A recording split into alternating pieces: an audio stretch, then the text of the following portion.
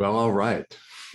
Welcome, welcome, and great job on finishing this review period. We're covering today lesson 180, which is the last of 10 review sessions right here, very near the midpoint of the workbook for students.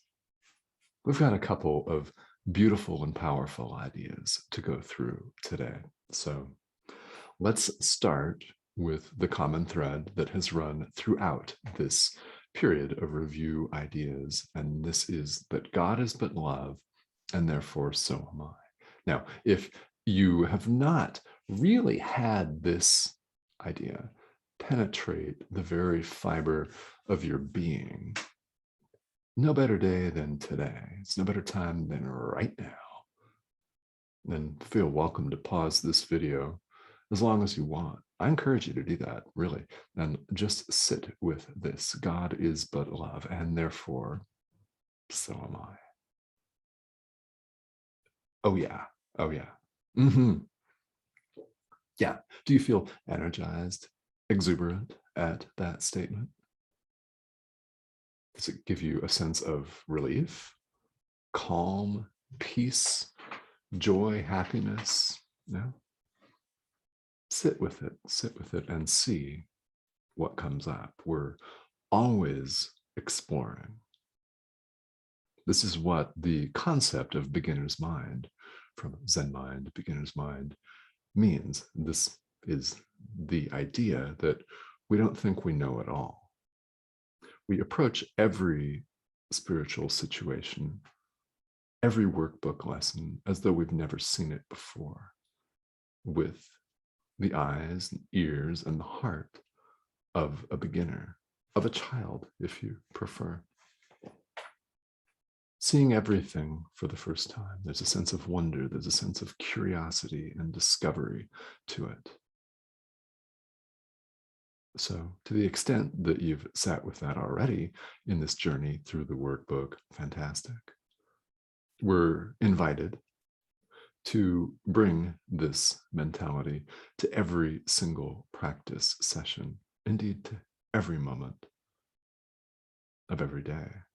There is only the present moment, so we're literally experiencing it all for the first time right now. We've got a couple of beautiful review ideas to talk about here. And these are ideas 169 and 170 from the workbook. Lesson 169, yeah, very, very beautiful. By grace I live, by grace I am released. Okay, by grace I live, by grace I am released. By grace, by my creation, by God, as one with God, the extension of God, the thought of God, I live. It is life itself. By grace, I am released. I am released from thinking that I am less than. I am released from thinking that I am a severely limited physical body. I'm released from all concepts. I'm released from negative thoughts of separation. I'm released from attack thoughts.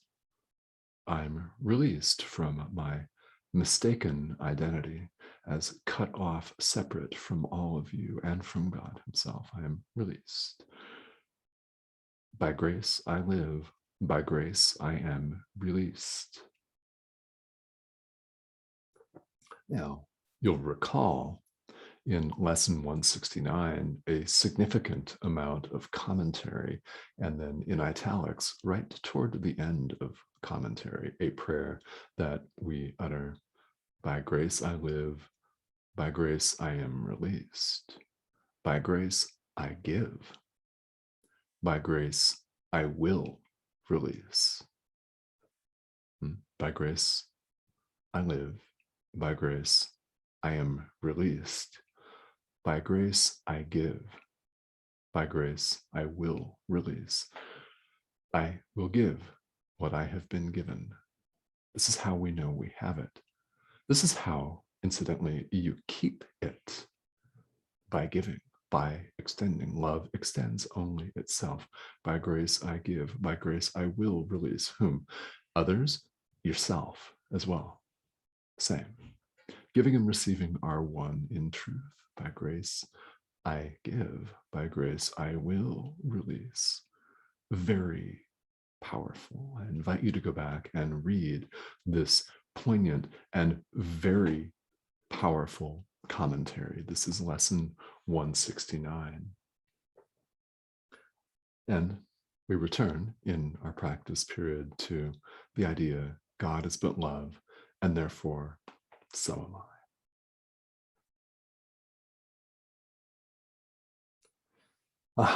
Lesson 170. There is no cruelty in God and none in me. Oh, yeah. Now, is that not a relief to hear? There is no cruelty in God and none in me. I, like many of you, was raised with the idea of a jealous, vindictive, thunderbolt throwing, human crushing God to be feared, and everybody in my church and society, I grew up in the United States, viewed it as a badge of honor to be God-fearing. As we know from studying A Course in Miracles, fear is of the ego.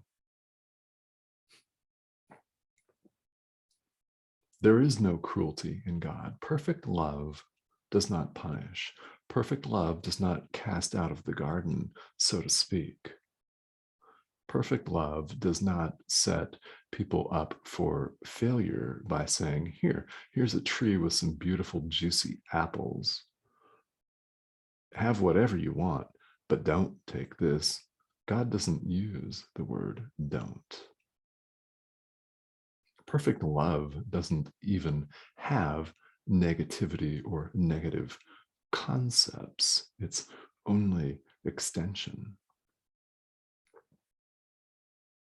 In choosing the ego, we're the ones that chose to walk out of the garden ourselves, so to speak, and blame God for it. Feeling so guilty for having eaten of the forbidden fruit, which, by the way, is symbolic of our birthright. We are one with God. It's no mistake that that's referred to as the tree of knowledge. We're the ones that walked out of the garden on our own power and felt guilty about it and still do. To use the mythological Garden of Eden as a very good example to illustrate this point. There is no cruelty in God. God does not condemn us to famines and global war. God doesn't cause us to suffer a pandemic. God doesn't send hateful tweets. There is no cruelty in God and none in us, none. Who we are is love itself. Love is not capable of cruelty. You can't have two opposing thought systems going at the same time in your mind. God and the ego, love and fear, are diametrically opposed to one another. So every moment of every day, we choose one or the other. Just because we've chosen fear in the past does not mean that we have to choose it again today. So I invite you to contemplate this and to choose love. What does that look like for you? Choose love. And if you are not sure what that looks like, ask. We can always ask our guide or guides for assistance. You may have a human teacher in this lifetime, depending on the spiritual tradition that you follow, or you may not. But ask for help. We don't know our own best interest. So to sit with that thought helps tremendously to undo the ego. Ego would love to think it knows everything, right? We're know-it-alls. Our ego is a know-it-all. But we don't know our own best interests, so we get out of our own way and we ask for help. There is no cruelty in God, and there is none in me.